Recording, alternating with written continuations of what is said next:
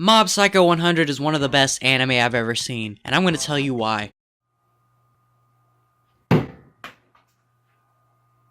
So Mob Psycho 100 stars a boy named Mob, who is an Esper who has extreme psychic abilities. Like, he can lift stuff and bend spoons. It's very important that he bends the spoons, okay? So he's an Esper with extreme psychic abilities. He lives in a world where other Espers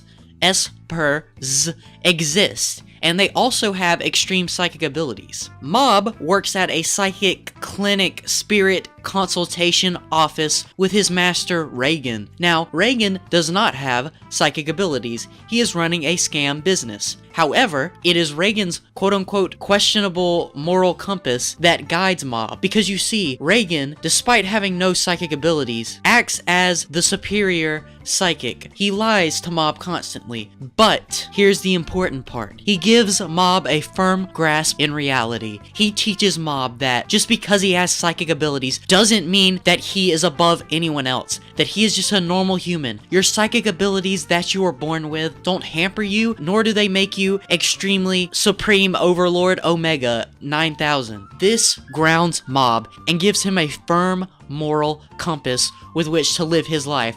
Mob does not use his powers to hurt others. Instead, he follows his master's advice and only uses his powers to exorcise demons, help others who are in need, and are seeking spiritual counsel and advice and consultation. Mob is the true hero, and Reagan is sort of the anti-hero of the story. On one hand, he is a deeply troubled individual who scams and lies, but on the other, he helps people throughout it all. So can you really say he's a scam artist? Yes, you can. But if you think like a scam artist, you understand him. You understand where he's coming from. And you understand that Mob and Reagan make a good team.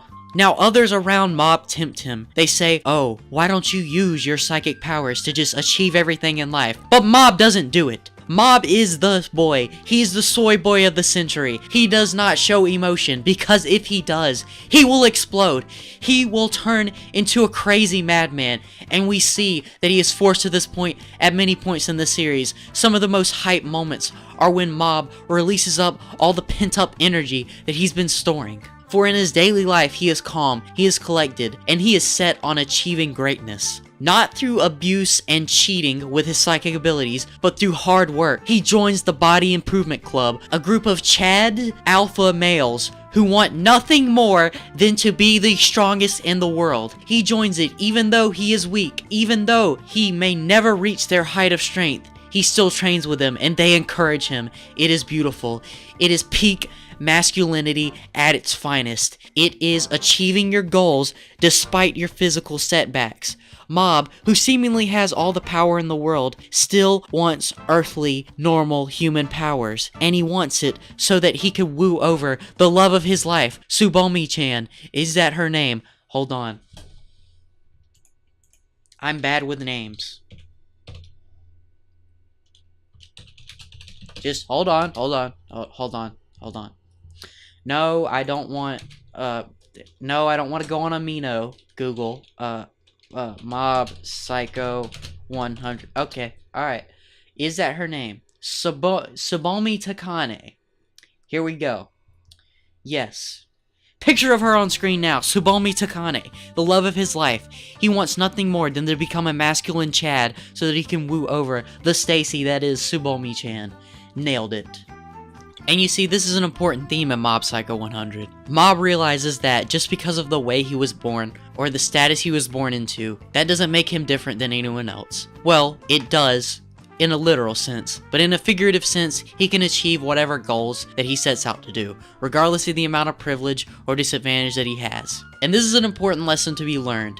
Everyone is born with setbacks and advantages, but no matter how you were born, what you were born into, who you are, whatever, you always have to try to achieve greatness. And this is exactly what Mob does in every facet of his existence. He doesn't let anything hold him back. While the other villains around him view their powers as making them different, as making them special in some way, Mob doesn't. Excuse me, I bumped the microphone.